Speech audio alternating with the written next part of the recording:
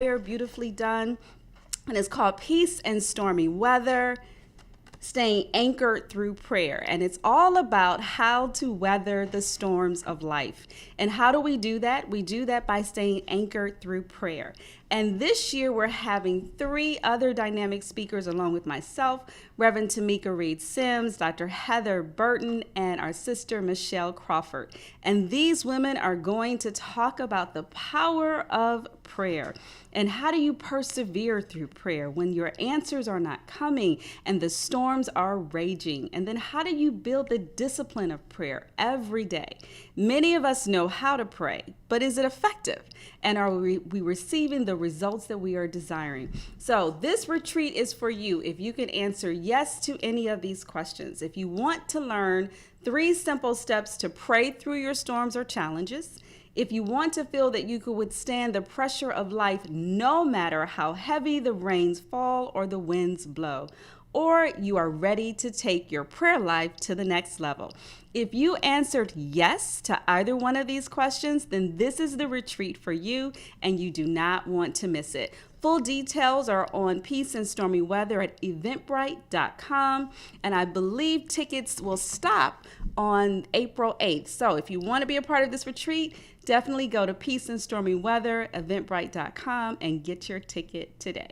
Okay, for today's show, you guys know that I only interview my friends. And so I have a new friend with me in the studio today, and I'm so honored to have her. She is a former U.S. ambassador and the first woman diplomat to lead a U.S. consulate in Saudi Arabia. Her name is Gina Abercrombie Winstanley, and her career has taken her across the globe. However, she was born and raised here in Cleveland Heights, and she is an alumni of Cleveland Heights High School. Now, her career, throughout her 30-year career in international diplomacy, Gina has been a steadfast proponent of achieving excellence through diversity in organizations and breaking down barriers for women and minorities. We are so grateful to have Gina in the studio today. Thank you. Yes. Thank you very much. Thank you for taking time out of your busy schedule to sit down with me, a new friend. And I'll tell you, ever since you and I met in January at the Cleveland Clinic, Dr. King's celebration, by the way, that is where Gina did the keynote address for our Dr. King celebration, and that's where I was able to hear you. And then we had coffee afterwards, and you just shared so many pearls of wisdom. You poured them into me, Gina. And I couldn't wait to get you on the show, so I'm very grateful to have you here. Now, tell us about your fabulous career. Being a U.S. ambassador, is this your dream job? Is this what you grew up thinking about when you were a little girl, and are you actually living the dream life? That's how we're going to start. Yes, I would say that if I had known about it, it would have been my dream. Got it. As a child. And it's one of the reasons I've come back to Cleveland, because so many of us don't know things are out there. So you can't dream it if you don't know it exists. Right.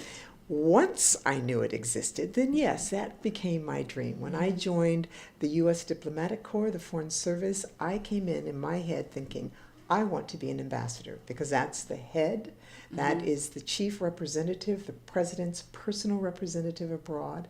And I thought, I can do that. Right. I can do that.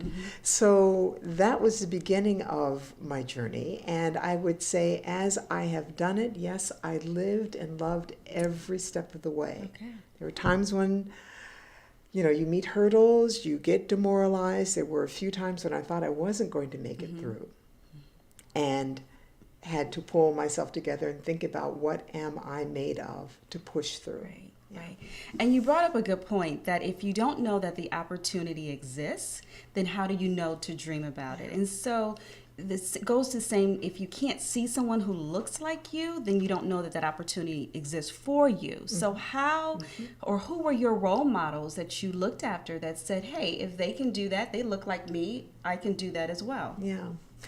I'm of an age that Lieutenant Uhura from Star Trek was someone that I saw in a command position. I know it's funny to say, It's but okay. it's so true for so many of us that was the first person I saw on television who wasn't in a servant position as far as television shows were concerned.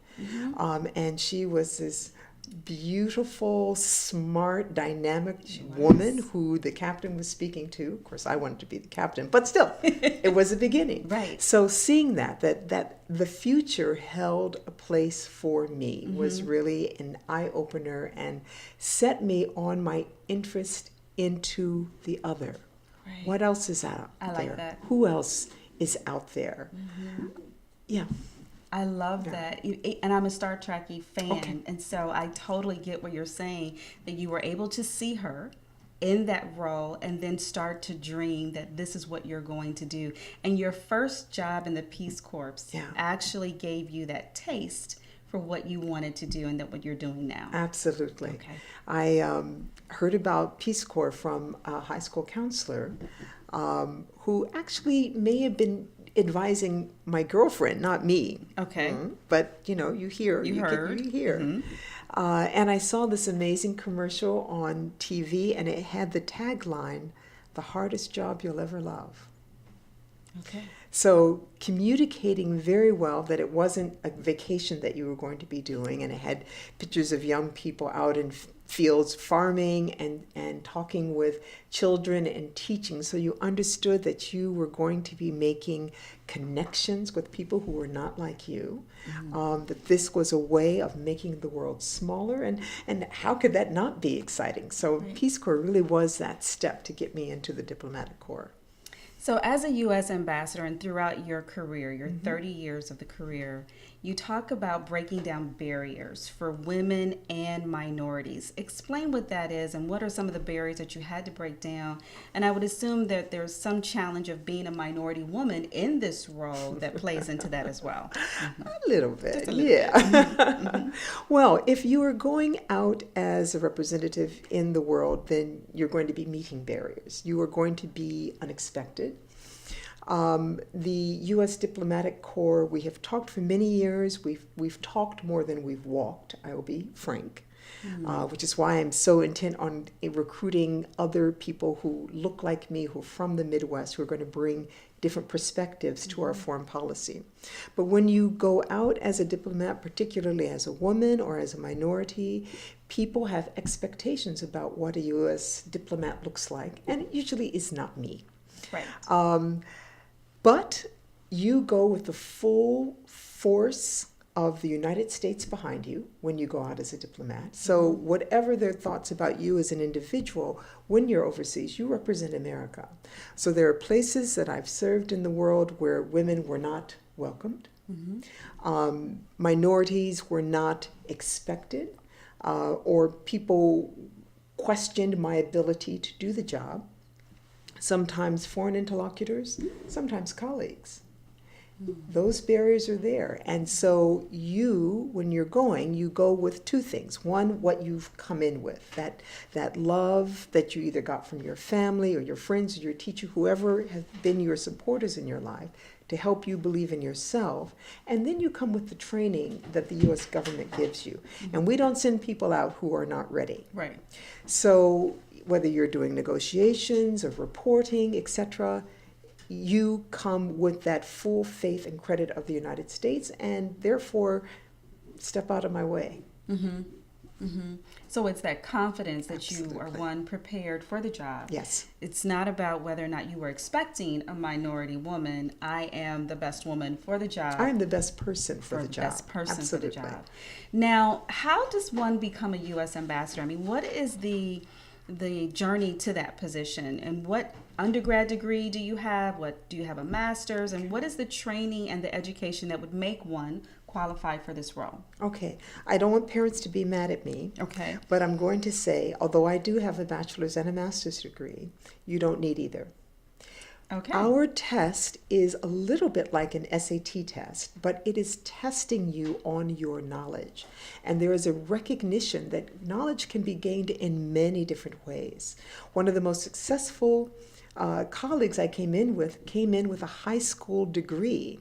but he had traveled around the world learning languages, learning cultures for 8 years before he took the test. Therefore, he had knowledge about foreign economies. He came in with 2 languages. He had everything that I went to school to learn. He came in from experiential life knowledge. experience. Exactly. So you must have that.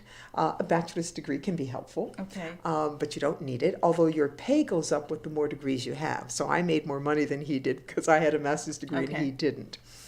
You can come in with foreign languages, but you don't have to because we will train you in languages.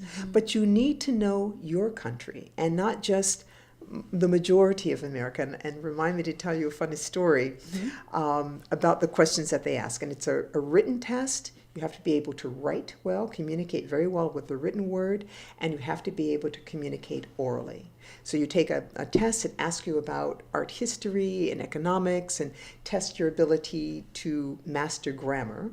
Then you write some essays about your past experiences and how you have utilized and your management skills, leadership skills, substantive knowledge skills, interpersonal skills. How have you supported diversity and inclusion? There's questions on that. If you get through those 2 stages, there is a day-long oral interview from 6:15 in the morning until about 4:30 in the afternoon, and we will tell you immediately if you have passed. Then you have to go through suitability clearance, security clearance, and medical clearance, and then you're in. Interesting. Yes. It's interesting that you do not have to have a bachelor's degree. You have to have the knowledge. You just really need the knowledge and the life experience. And the ability to communicate written and orally.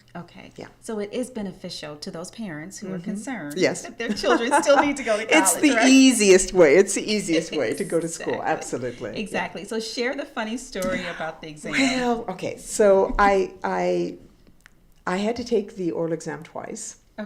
Which I think is really encouraging to young people because they think, oh, will I pass this test? And I say, I had to take it twice and I got to be an ambassador. So if you don't pass it the first time, you've just prepared yourself for taking it the second time. That is true. In the oral examination, they asked me to name 4 famous American artists. And, in the arts. And I think I said Aaron Copland, excuse me, and some artists. And they said, okay, name some minority artists. And then I called off, Duke Ellington or Toni Morrison and some, excuse me. You want to take some water? Yeah, I'll take a sip of water, sorry. This is done live, and so take the water. Thank you. And so then they said, well, those are all African Americans. Do you not know others, Hispanic or Asian? And I named 2 Hispanic actors. And so then I passed that test. And of course, I have to tell you the 2 Hispanic actors I named were because I had been a really big fan of Hill Street Blues at the time, and there were 2 actors on there. I remember that so show. TV can help. That's my bottom line. Don't disdain television. The arts are on there as well. Exactly. That is very interesting. And thank you for sharing that you did have to take the test twice. Because sometimes we think, oh, if I didn't get it the first time, then it's not meant for me. But that is not true. It means that you come back prepared more than you were before and try again. In fact, what do we say about failure? Failure happens when you stop trying, right? Yes. I hadn't heard that and I like that. Yes. Thank you. Failure happens when you stop trying. And there is another saying about failure is only feedback on what you need to do the next time. And so thank you for sharing that, because that does give us encouragement as we're on this journey.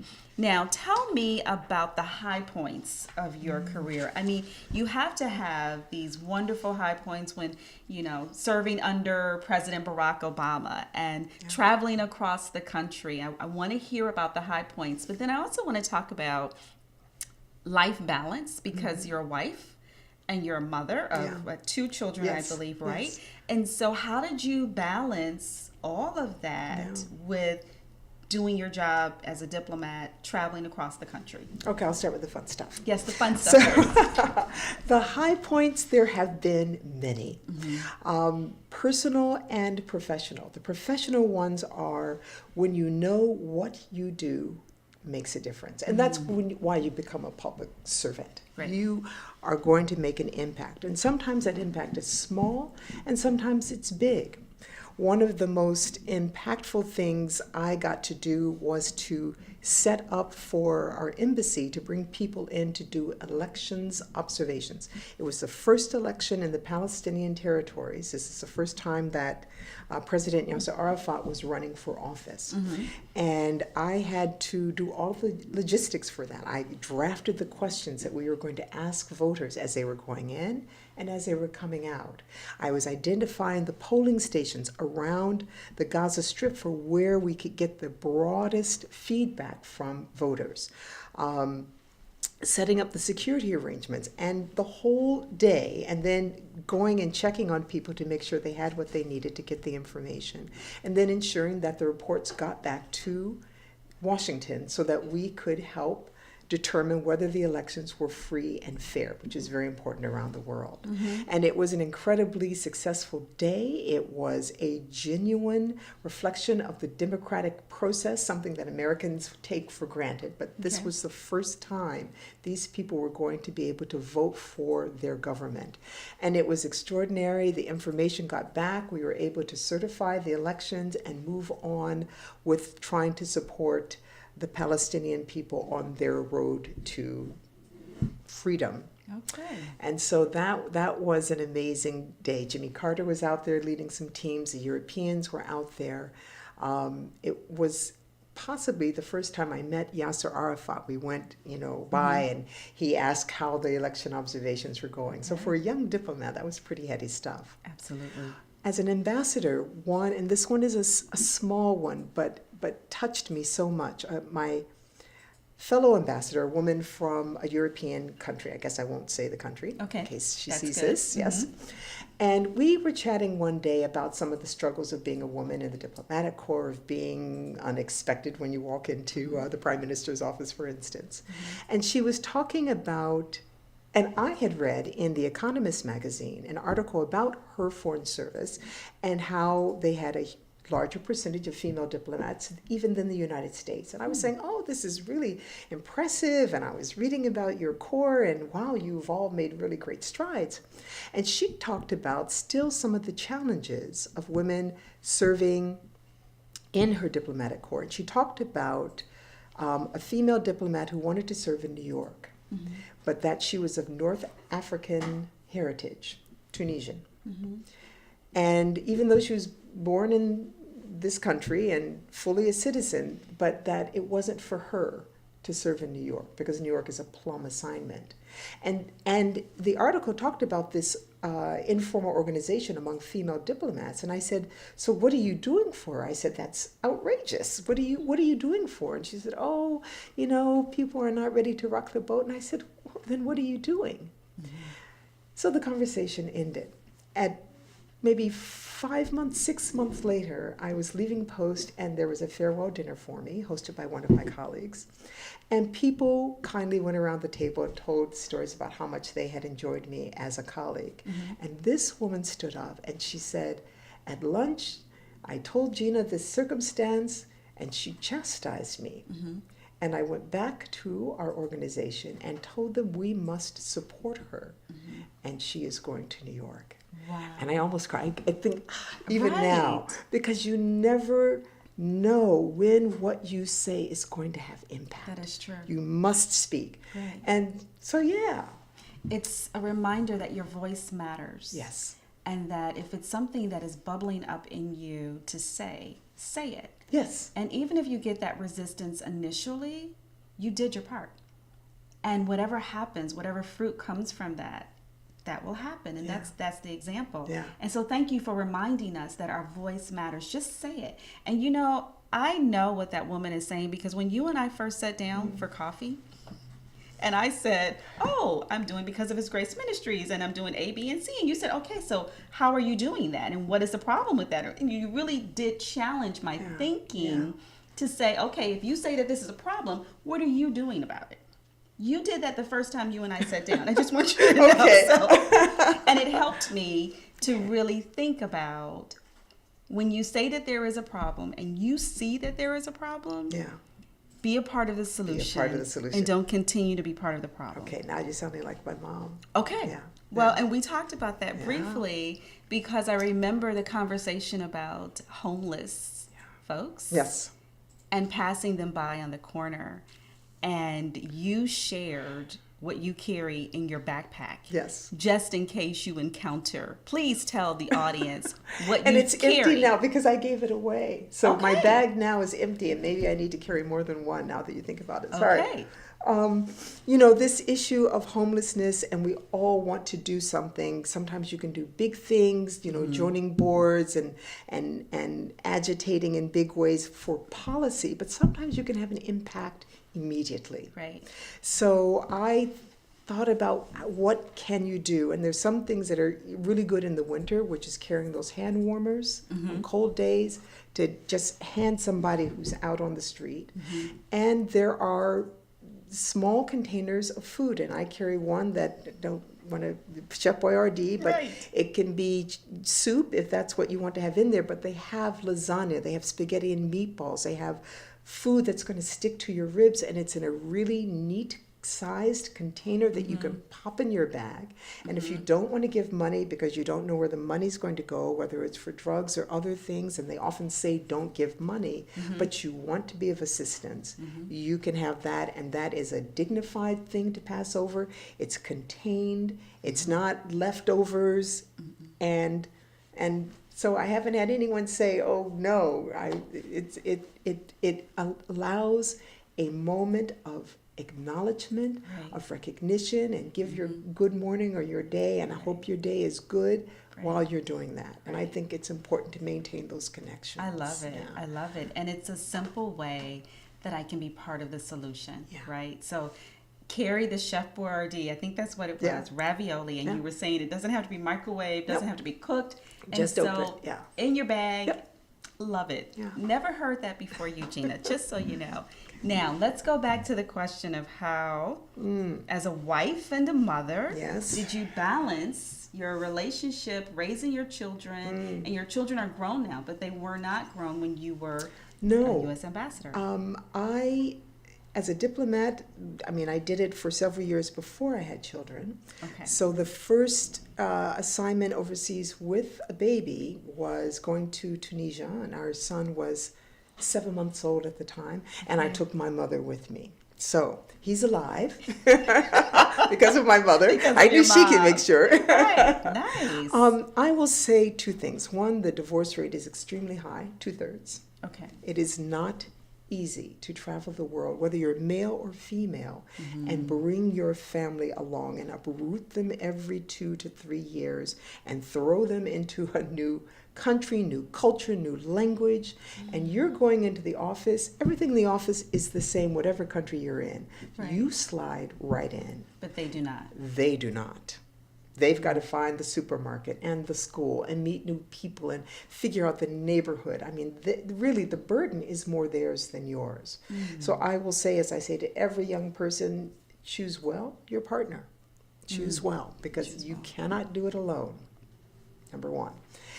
And that as you are making huge career moves, I've also advised younger officers to make sure that both of you understand it is a partnership. So when I got the list of countries for consideration for our next assignment, before I looked at it, I gave it to him. Okay. I let him make first cut. And then I took it and made what I thought was interesting, and then the discussion began as we would navigate where was going to be good for both of us. For both of us. Could he find work in the country? If we thought he couldn't find work, was there enough to do privately, whether it was learning about the history, learning languages, other things. He ran his first marathon in Cairo, for instance, and he became a long distance runner while we were in Egypt. So he did the first Cairo marathon, he ran the Marine Corps marathon. So he got very, very fit, I must say. It was good for both of us. But, you enjoyed that. Yes. So a partnership. And there were times when he was doing 80% of the work to keep our family together, sometimes 90% to keep our family together. When in Saudi we'd had a terrible terrorist attack and the U.S. government said non-essential personnel need to be out of the country in 3 days. 3 days. He quit the job he had, he took the children and left the country.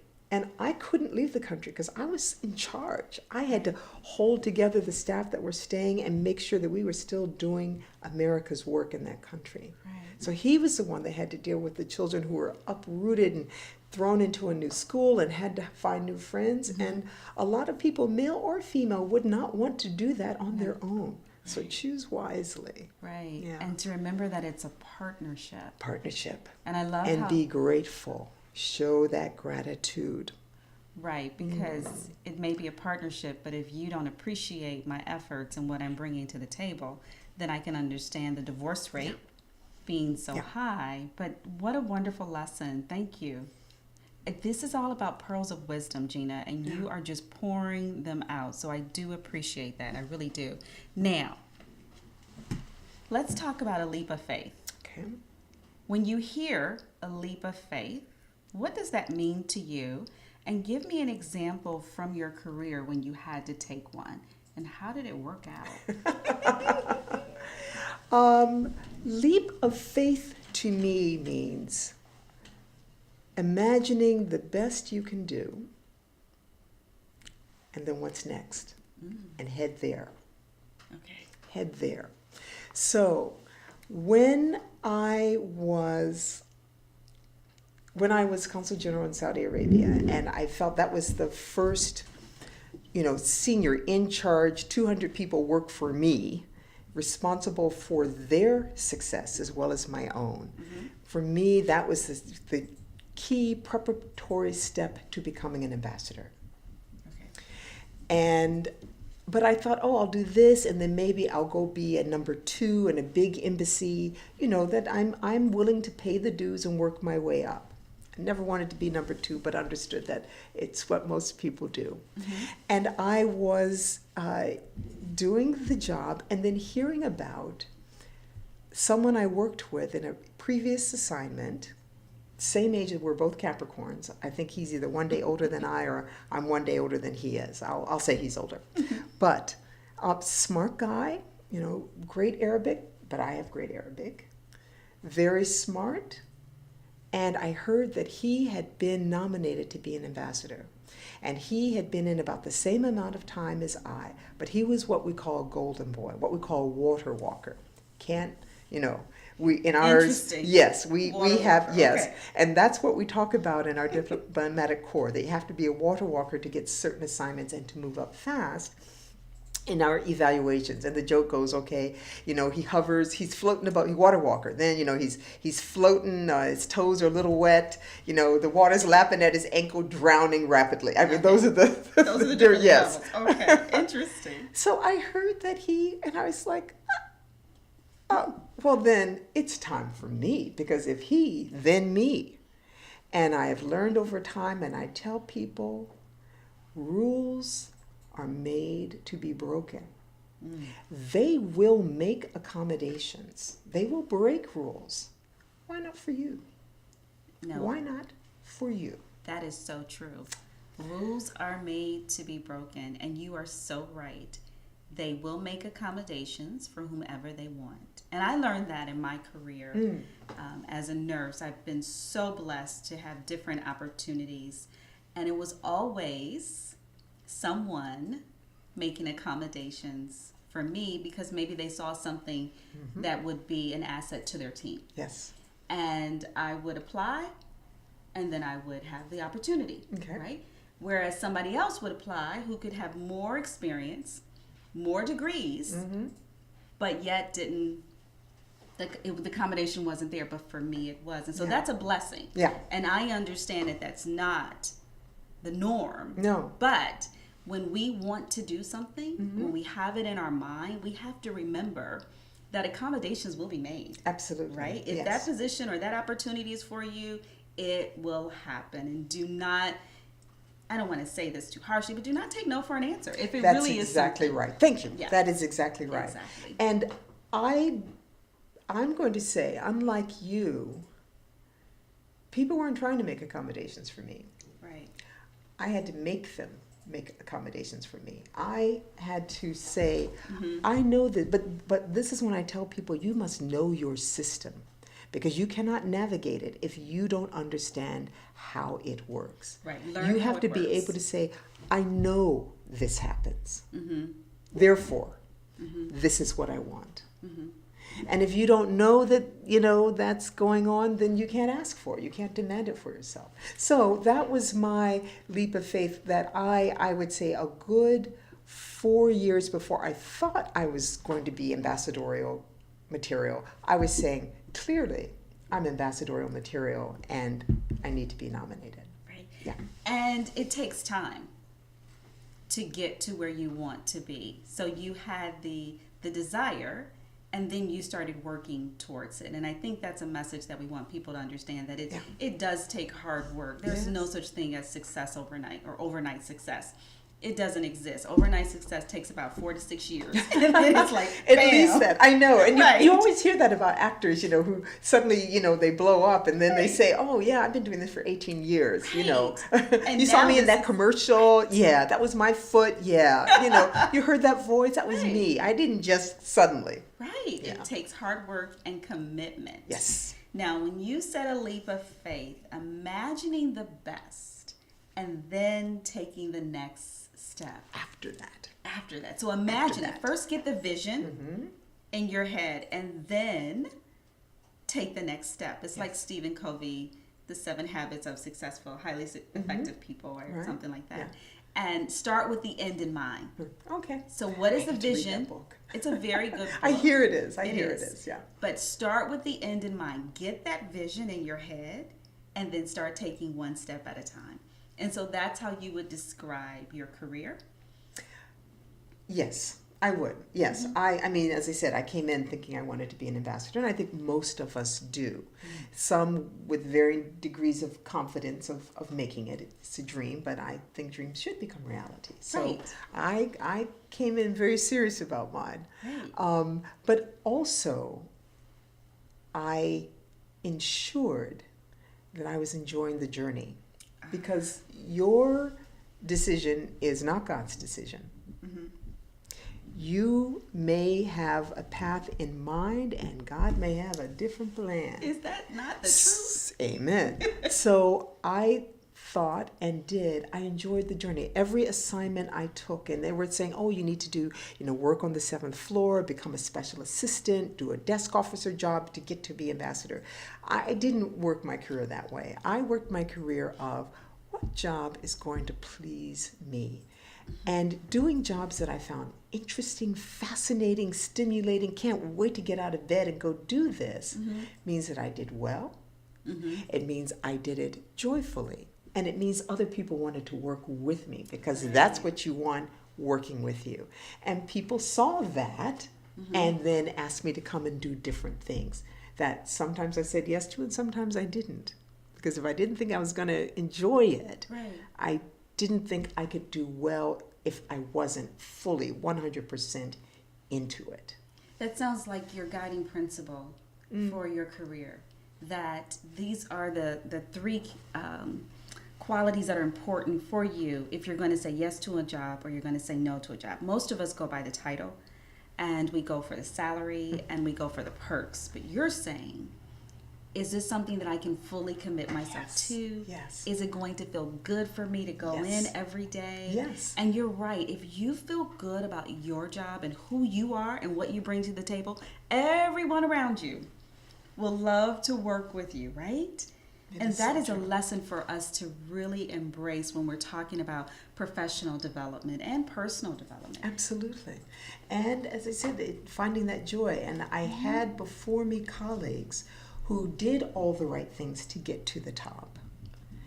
And it was not meant to be. Things outside of their control happened. Right. So all those sacrifices they made for their personal life, and a lot of sacrifices have been made. People have lost families, spouses, trying to get up that ladder of diplomacy, and it was not to be.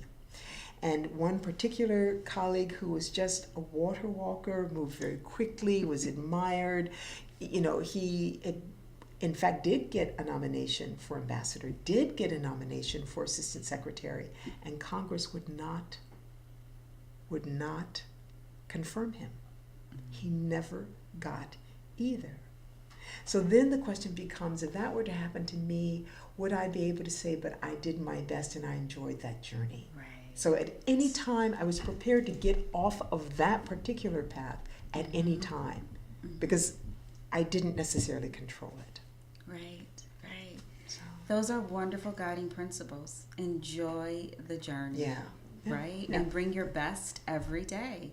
I love it. Thank you. Thank you for that. Now, any last comments that you want to share that we have not talked about? Because I know there's some women out there, men and women, who want to take their leap of faith and they want to develop their professional job, whatever it is, and live their dream. What would be the one thing that you would say to them, or anything else that you want to, because you've added so much? Yeah, there are a lot of things that work for different people, so it's hard to say there is a pearl of wisdom or something that's going to be right for any of us or each of us.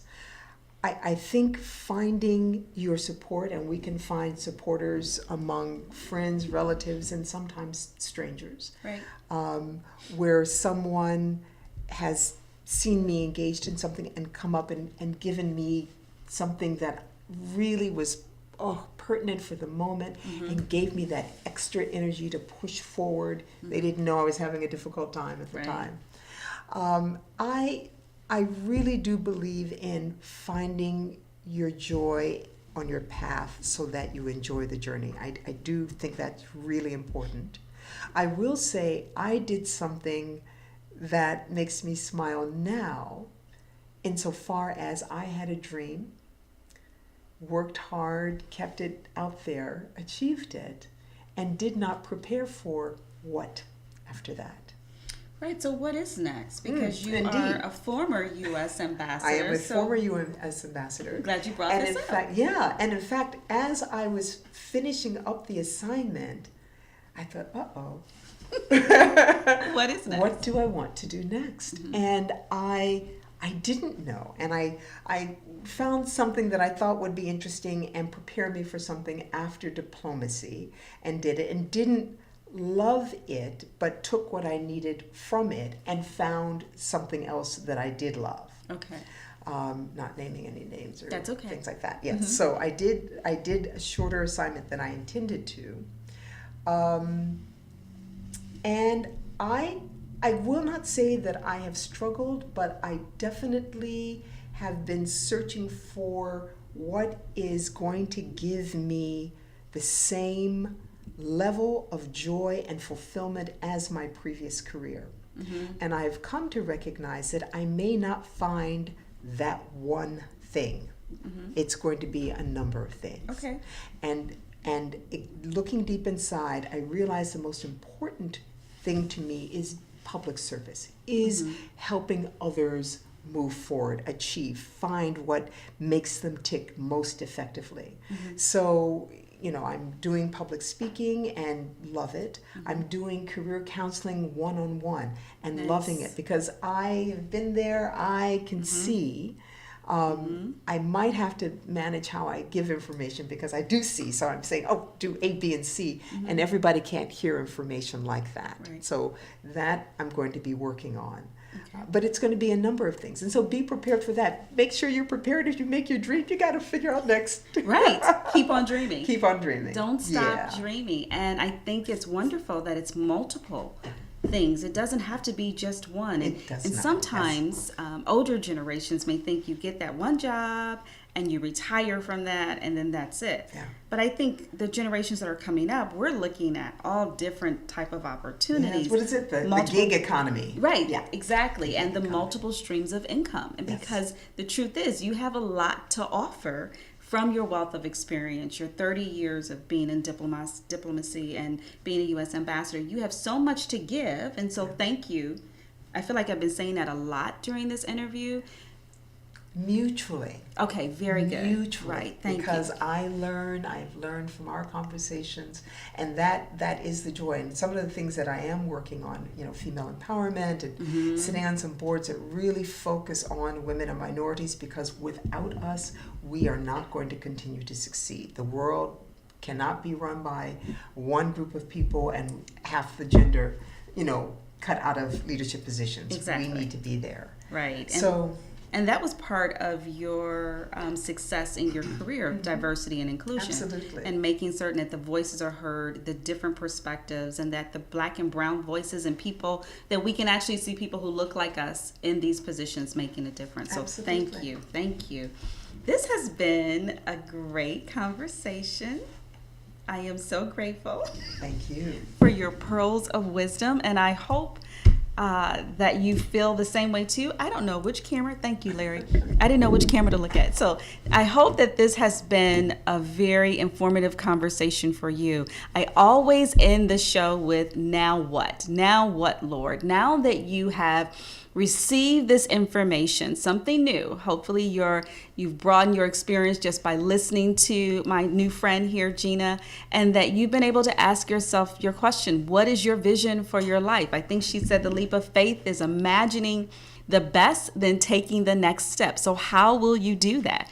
And she also shared about enjoying the journey. So wherever you find yourself today, whatever career you're in, wherever you are in your family situation, finances, try to enjoy the journey and do things that you love, that you can give your heart to. And so that it's not just about you thriving, but then the people around you will thrive and also enjoy the journey. And then she talked about the high points of her career. When you know what you do matters, that gives you the confidence that you are being a valuable asset and a contributor to making things better. So know whatever you bring to the table, that it matters, that it is of value. And so keep showing up the best that you can be and enjoying the season that you are in right now. But don't stop dreaming.